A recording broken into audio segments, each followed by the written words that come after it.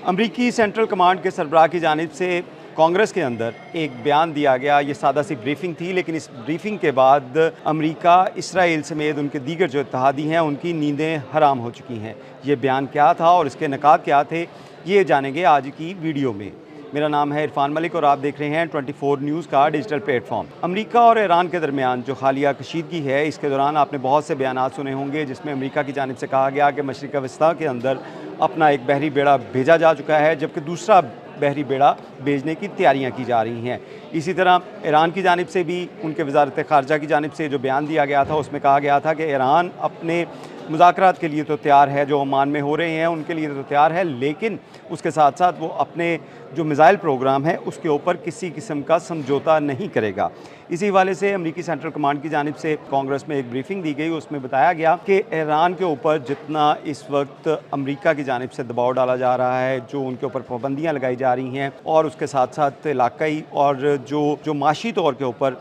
उनको घेरा जा रहा है, उसके दूरस्थ नतायज जो हैं वो सामने आ सकते हैं। आपने वो मिसाल तो सुनी होगी कि जब शेर, जंगल का शेर जो ज़ख्मी हालत में होता है तो वो ज़्यादा ख़तरनाक हो जाता है। यही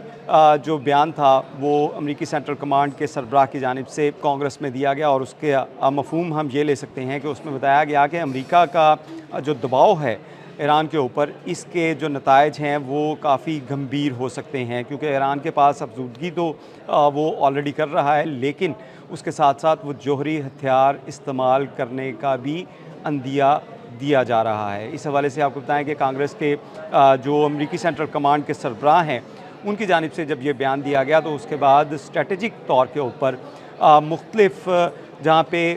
जो सेनेटर्स थे उनकी जानिब से और उसके साथ साथ जो अमेरिका के थिंक टैंक्स हैं और इसराइल के जो थिंक टैंक्स हैं वो इस बात के ऊपर सोचने पे मजबूर हो चुके हैं कि ईरान के ऊपर और कितना प्रेशराइज़ उसको किया जाए, क्योंकि ईरान के ऊपर कई सालों से पाबंदियाँ जो ऑलरेडी लगाई जा चुकी हैं और उसके साथ माशी उसके ऊपर जो है वो पाबंदियाँ होने की वजह से उसकी माशी हालत जो है वो भी गैर मुस्तहकम है। लेकिन इसी सूरत हाल के दौरान एक जंग हुई थी ईरान और उसके साथ साथ इसराइल के दरमियान। उसमें आपने देखा होगा कि बहुत से ऐसे मिसाइल प्रोग्राम और मिसाइल सिटीज़ के बारे में जो बात हुई इंटरनेशनल मीडिया के ऊपर, जिसमें ये बताया गया था कि ईरान के पास इस वक्त सैकड़ों नहीं हज़ारों की तादाद में मुख्तलिफ मिसाइल्स हैं, जिसमें ख़तरनाक बैलिस्टिक मिसाइल जो हैं वो भी शामिल हैं। तो इसी बयान की वजह से इस वक्त जो है वो अमेरिका की नींदें हराम हो चुकी हैं। इसमें आपको ये भी बताते चलें कि ईरान को इतना कमज़ोर नहीं समझना चाहिए, ऐसा कहना था अमरीकी सेंट्रल कमांड के सरबराह की जानिब से अपनी ब्रीफिंग में।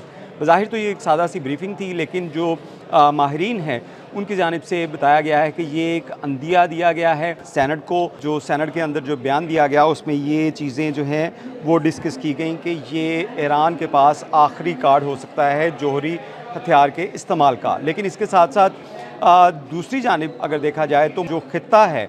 खित्ते के अंदर अगर ईरान जो है वो जोहरी ताकत अपनी इस्तेमाल कर सकता है या उसको तैयार करने के लिए कुछ इक़दामात उठा सकता है, तो उसके बाद पूरे खित्ते के अंदर ताकत का तवाज़ुन जो है वो बिगड़ता हुआ दिखाई देगा। अगर आप को याद हो, जब पाकिस्तान ने जो एटमी धमाके किए थे उसकी एक बड़ी वजह ये थी कि भारत की जानिब से एटमी धमाके किए गए थे और उसके जवाब में पाकिस्तान ने जो एटमी धमाके करके उसको बैलेंस किया था, ताकत का तवाज़ुन जो था उसको बैलेंस किया था। इसी तरह अगर ईरान जो है वो एटमी ताकत हासिल करने में कामयाब हो जाता है तो उसके बाद खित्ते के दीगर जो मालिक हैं वो भी इस दौड़ के अंदर शामिल हो सकते हैं कि वो भी जोहरी ताकत जो है वो अपनाएं। इस हवाले से अमेरिका और उसके जो इत्तेहादी हैं उनकी जानिब से इसके ऊपर जो है वो प्लानिंग जो है वो शुरू कर दी गई है और उसमें कुछ माहिरीन की जानिब से अमेरिकी सदर को भी इस हवाले से आगाह किया गया है कि ऐसा इक़दामात जो कि प्रेशर ज़्यादा बिल्ड करने के लिए, क्योंकि अभी ओमान के अंदर जो और कतर के अंदर जो मुज़ाकरात जारी हैं, मुज़ाकरात होने हैं, उस हवाले से जो बातें चल रही हैं उसके ऊपर